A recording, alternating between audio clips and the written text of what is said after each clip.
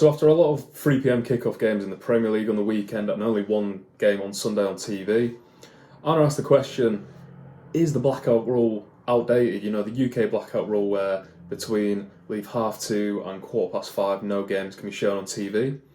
And I think there's a lot of pros and cons to it, so let's get into it. I think personally I can offer a decent insight on this because I support a National League North team and also a Premier League team, so I think I can see the best of both worlds and also the negatives attached to it.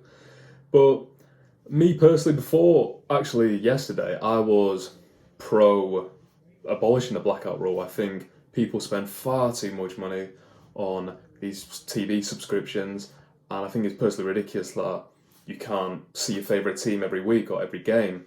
'Cause I mean, in America, in Asia, I think in Africa, they have all these subscriptions where you can watch every single game. And if you look at like the NBA and the NFL, you can buy game passes where you can see every game or every game of your team. So there are a lot of good arguments for that. And to be honest, I can see them because the Premier League are moaning about the dodgy fire sticks and the streaming sites. But there's a reason people are, because if you're a Manchester United fan, you can't get into all the games. If you're a Chelsea or Liverpool or Arsenal fan, you can't get into all the games. But then you want to watch every single game of your team. And surely you're entitled to do that. So the only option is to do these dodgy fire sticks or these streaming sites. And obviously the Premier League's not going to like it because they lose out on money. However, I do see another side to it because I read an athletic article the other day from, I believe, Michael Cox, and he did say it needs to stay where it is because it's integral to the game. And I can see that because he made the point that people will go, well, I'm not going to be bothered seeing Luton versus Burnley. I'm obviously still going to go to a non-league game or a League Two game or whatever like that. But that's not the point, because obviously if the 3pm slot is available, if the 2pm slot is available, there's nothing stopping the TV companies from putting Arsenal versus Tottenham at 2pm and then Liverpool versus Man United at 3pm and then Man City versus Chelsea at 4pm and just have a rolling day of that. And there's a part of me that would bloody love that, because if you're bored or hungover on a Saturday and you can just sit there, have some food and watch 6 games of football and not thinking about anything, it sounds like a fun Saturday sometimes. But I think it does have these effects on the smaller clubs, obviously. And then you'll have the people who just support a Arsenal and just go, why would I care about a smaller club? What does it have to do with me? And one, that is a bit of like a European Super League behaviour, and if that's you, fair play, but I disagree with it. I think the English game has the best football pyramid in the world, doesn't it, really? Because if you look at a lot of Spanish or German or Italian league, the top tier gets similar attendances, maybe a bit lower than the Premier League. However, when you go down further and further on, if you look at the average attendance in the 5th league or the German league, I think it's about 400-500 at the most, really.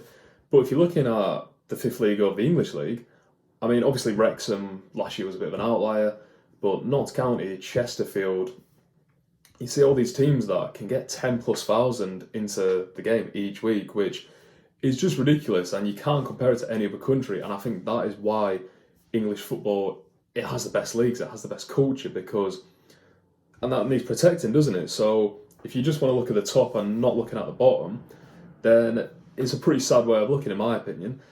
And would the blackout rule hinder them? Because I probably think they would a bit, because say me, I'm a big Liverpool fan, I'm also a Farsley Celtic fan in the National League North. And if ours were playing away maybe, or even at home, but Liverpool playing Manchester United at Saturday 3pm, it's a tough one, because who do you want to watch? Do you want to watch an excellent game, or do you want to go support your local team? Which there'll be some diehard local supporters, and fair play to them, who just support.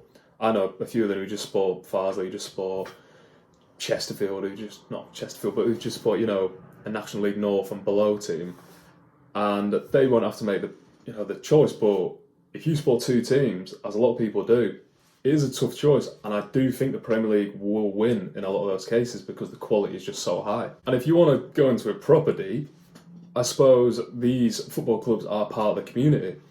A lot of these National League clubs and below, even League Two, League One, will still suffer from this. they are integral to the communities that they're in. You know, they've got pubs, they've got youth centres. They do look out for kids who might be disenfranchised. They look out for people who just want to, socialise with other people. And if they go tit up, basically, like if you look at Bury, who have only recently come back this season, that community probably got absolutely torn apart by that club going into administration, which is just horrible. And if that happens to 20 or 30 clubs, then there starts to be a bigger issue. And then that's when the Premier League system does essentially go into the European Super League, maybe in the future. It's not going to happen overnight. So I can definitely see both sides of it. I can definitely see that if I'm paying a subscription, you should be able to watch all the games. And there are a lot of people who only support a Premier League team and don't care about the non-league club, which they're more entitled to. Not everyone has to support the local team. A lot of people support teams up and down the country. So I completely get it. However, on the other side, there are people who think this pyramid system is the best in the world, like myself. And if that goes all pear-shaped, then where does it leave English football? Because the institution of English football is better than anyone in the world, really.